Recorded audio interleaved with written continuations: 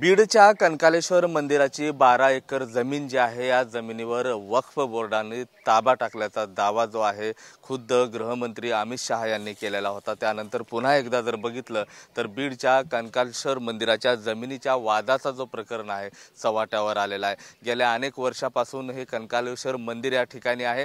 प्रसिद्ध मंदिर म्हणून मराठवाड्यातच नाही तर महाराष्ट्रात या मंदिराची आख्यायिका आहे।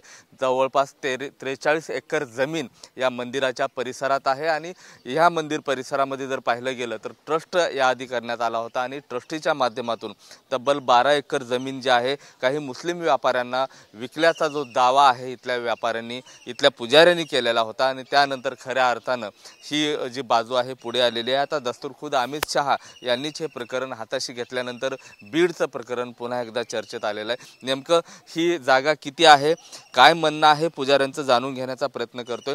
किती एकर परिसरातलं हे कनकालेश्वर मंदिर आहे आणि अमित शहानी ज्या पद्धतीने आरोप केलेत की 12 एकर जमीन यांच्या ताब्यात आहे तर कुणाच्या ताब्यात आहे? ही सर्व मंदिराची जमीन कनकालेश्वरची 55 एकर जमीन आहे।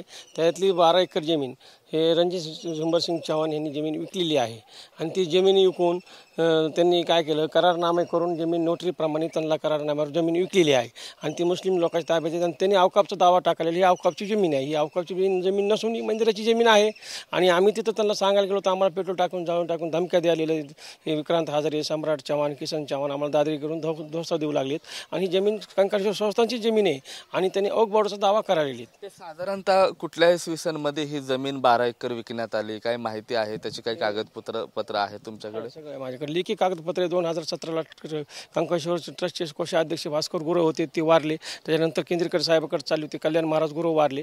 त्याच्यानंतर हे वारल्यामुळे ही जमीन धोक्यात आली आणि त्यामध्ये कोविड लागलं। त्या कोविडच्या पिरियडमध्ये यांनी फायदा घेतला, सगळ्या मुस्लिम बांधवाला जमीन विकली आणि जमीन विकून ते रणजित चव्हाण वारले आणि ते बदू जमा पैसे घेऊन मोकळा झाला आणि त्यांना सांगितलं तुम्ही अवकाफची जमीन म्हणून लढा। आता किती एकर जमीन मंदिराच्या म्हणजे तुमच्या ताब्यात आहे, त्या जमिनीवरती आता काय काय पाहायला मिळतं? निरोप गेल्यानंतर मग आता ही जमीन बाहेर निघणार अमित शहामुळे 101,000% ही जमीन मंदिराला भेटणार आहे। नक्कीच गेल्या अनेक वेळा यांनी तक्रारी केल्या, मात्र तक्रारीचं निरासन झालं नाही म्हणून पोलीस अधीक्षक असतील, इथले पोलीस असतील, त्यांनीही मदत केली नाही। अखेर देशाचे गृहमंत्री अमित शहा यांच्याकडे तक्रार केली आणि त्यानंतर त्या तक्रारीचं जे आहे निरासन करण्याचा प्रयत्न झाला। आता अमित शहा यांनी दखल घेतली, त्यामुळे ही जी जमीन आहे मंदिर प्रशासनाची मंदिराकडेच राहील अशी अपेक्षा, अशी मागणी जी आहे इथले पुजारी करताना पाहायला मिळतात।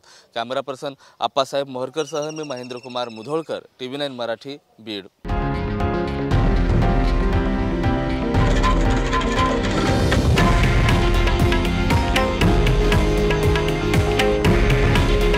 हे आहे देशातील नंबर 1 न्यूज नेटवर्क आणि आपण पाहत आहात TV9 मराठी। काळजी तुमची, हित महाराष्ट्राचं।